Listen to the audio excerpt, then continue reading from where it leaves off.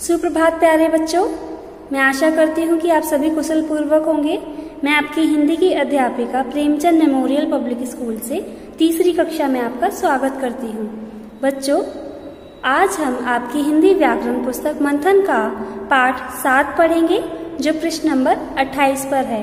अपने हिंदी व्याकरण की पुस्तक निकालिए और पृष्ठ नंबर 28 पर आइए। पाठ 7 वचन। किसी प्राणी या वस्तु की संख्या का बोध कराने वाले शब्दों को वचन कहते हैं। निम्नलिखित वाक्यों को ध्यान पूर्वक पढ़िए। अध्यापिका बच्चों को पढ़ा रही हैं। बच्चे शांत होकर उनकी बातें सुन रहे हैं। अध्यापिका ने बच्चों को भारत का नक्शा दिखाकर बताया कि दिल्ली कहाँ है।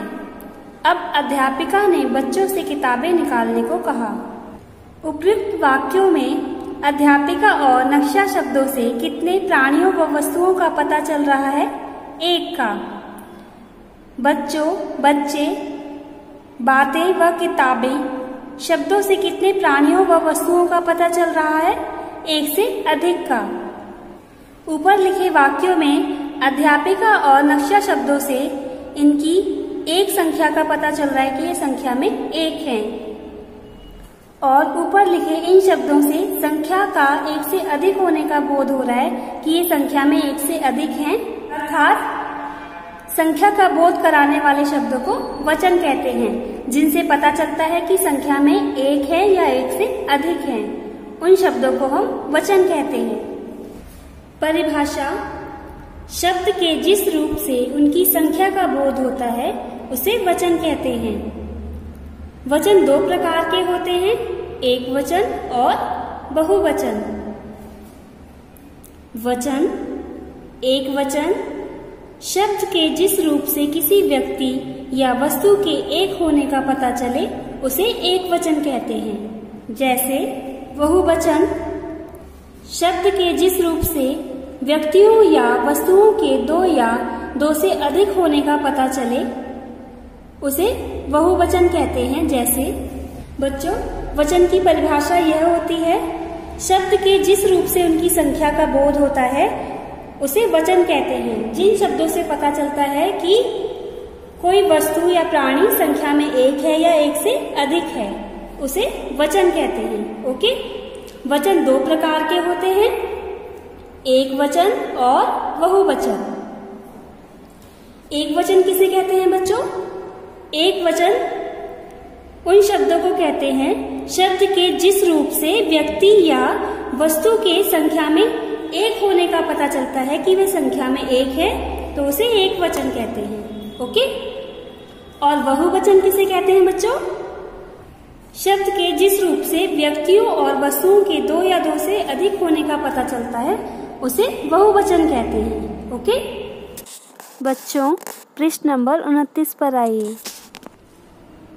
जैसे बिल्ली, बिल्लियां, तितली, तितलियां, मुर्गी, मुर्गियां, पत्ती, पत्तियां, आँख, आँखें, पतंग, पतंगें, माला, मालाएं। बच्चों, इन शब्दों को पढ़ने से ही पता चल रहा है कि ये संख्या में 1 है और ये संख्या में 1 से ज्यादा है, 2 या 2 से अधिक हैं। ओके।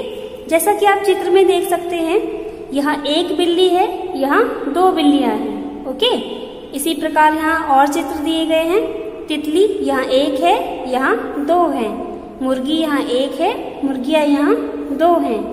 अर्थात वे शब्द जिनसे किसी प्राणी या वस्तु की संख्या का बोध होता है वे वचन कहलाते हैं, और जिन शब्दों से किसी प्राणी या वस्तु की एक संख्या का पता चले कि वे संख्या में 1 है तो उसे एक वचन कहते हैं, और जिनसे पता चले कि वे संख्या में 2 या 2 से अधिक हैं तो उन्हें क्या कहते हैं? बहुवचन। ओके। जैसा कि आप यहाँ देख सकते हैं, आंखें, आंखें 2 हैं तो ये बहुवचन है, आंख 1 है तो ये एक वचन है। ओके। नीचे दिए गए एक वचन और बहुवचन शब्दों को ध्यान से पढ़िए। बच्चों, आपको यहाँ एक वचन और बहुवचन के कुछ शब्द दिए गए हैं, अब हम उन्हें पढ़ेंगे। एक वचन, बहुवचन। आँख, आँखें, पुस्तक, पुस्तकें, बहन बहने, नदी नदियाँ, सब्जी सब्जियाँ, बकरी बकरियाँ, मक्खी मक्खियाँ, गुड़िया गुड़ियाँ, चिड़िया चिड़ियाँ, चूहिया चूहियाँ, घोड़ा घोड़े, जूता जूते, ताला ताले, मछली मछलियाँ। एक वचन बहुवचन, बच्चा बच्चे, कुत्ता कुत्ते, कपड़ा कपड़े, पंखा पंखे, कन्या कन्याएं, कविता कविताएं, माला मालाएं, दिशा दिशाएं, पाठशाला पाठशालाएं, सभा सभाएं, कथा कथाएं, मेज मेजें, नाव नावें, गाय गायें। बच्चों, जैसा कि आप यहाँ देख सकते हैं, ये एक वचन शब्द हैं और ये बहुवचन शब्द हैं। इन एक वचन शब्दों से इन सभी प्राणी और वस्तुओं की संख्या का बोध हो रहा है कि ये संख्या में एक हैं। कितनी संख्या का बोध हो रहा है? एक संख्या का, कि ये सभी संख्या में एक हैं। और इन बहुवचन शब्दों से संख्या में एक से अधिक होने का बोध हो रहा है कि ये संख्या में दो या दो से अधिक हैं। ओके बच्चों, आप अच्छी तरह से समझ चुके हैं कि वचन दो प्रकार के होते हैं। ओके, एक वचन और बहुवचन। जिन शब्दों से किसी प्राणी या वस्तु की एक संख्या का बोध होता है वे एक वचन कहलाते हैं। ओके, जैसा कि इन शब्दों से बोध हो रहा है कि ये संख्या में एक है। और जिन शब्दों से किसी व्यक्ति या प्राणी या वस्तु की संख्या में एक से अधिक होने का बोध होता है उन्हें बहुवचन कहते हैं। जैसे कि इन शब्दों से हो रहा है कि ये संख्या में एक से अधिक हैं। बच्चों, पृष्ठ नंबर 30 पर आइए। बच्चों, पृष्ठ नंबर 30 पर आपको ये कुछ और एक वचन और बहुवचन शब्द दिए गए हैं। आइए इन्हें पढ़ते हैं। कुछ शब्दों का एक वचन और बहुवचन रूप एक ही रहता है, ऐसे कुछ शब्द हैं। एक वचन बहुवचन, खरगोश खरगोश, बंदर बंदर, भाई भाई, बैल बैल, आदमी आदमी, आम आम, अध्यापक अध्यापक। एक वचन बहुवचन, पेड़ पेड़, चावल चावल, अमरूद अमरूद, हाथी हाथी, पुत्र पुत्र, पलंग पलंग, खजूर खजूर। बच्चों, कुछ ऐसे शब्द भी होते हैं जो एक वचन और बहुवचन में समान ही लिखे जाते हैं, उनका रूप परिवर्तित नहीं होता है। जैसा कि आप यहाँ देख सकते हैं, जब खरगोश को हम एक वचन में लिखेंगे तब भी ये ऐसे ही लिखा जाएगा और बहुवचन में लिखेंगे तब भी हम इसको ऐसे ही लिखेंगे।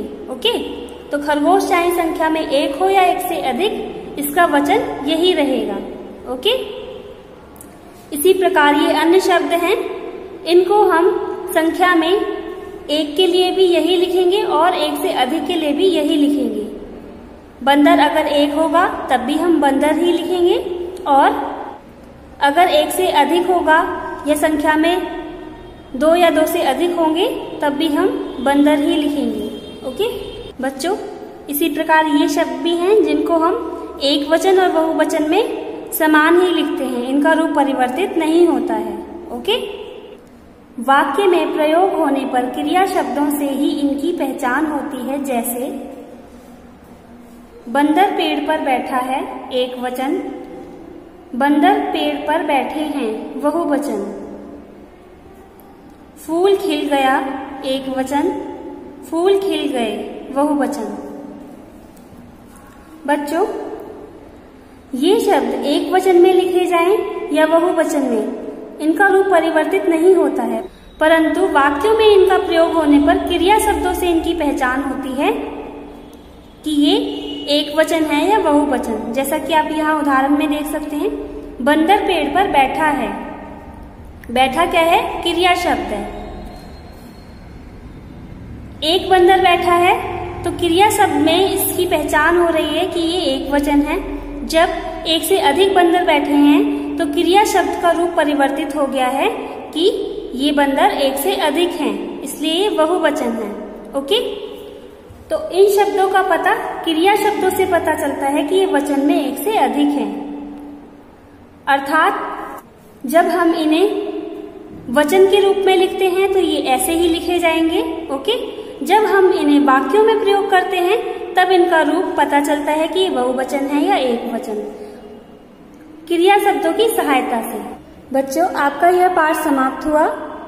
मैं आशा करती हूँ कि आप यह पाठ अच्छी तरह से समझ चुके हैं। आप समझ चुके हैं कि वचन किसे कहते हैं और वचन कितने प्रकार के होते हैं। ओके बच्चों, आपका यह पाठ समाप्त हुआ। मैं आशा करती हूँ कि आप यह पाठ अच्छी तरह से समझ चुके हैं कि वचन किसे कहते हैं और वचन कितने प्रकार के होते हैं। ओके बच्चों, पृष्ठ नंबर 30 और 31 पर आपको अभ्यास माला दी गई है। आप इस पाठ को एक बार और अच्छी तरह से पढ़ेंगे। उसके पश्चात दी गई अभ्यास माला को अपनी पुस्तक में करने का अभ्यास करेंगे। यदि आपको इस पाठ से संबंधित कोई प्रश्न पूछना है तो आप बेझिझक पूछ सकते हैं। ओके, धन्यवाद।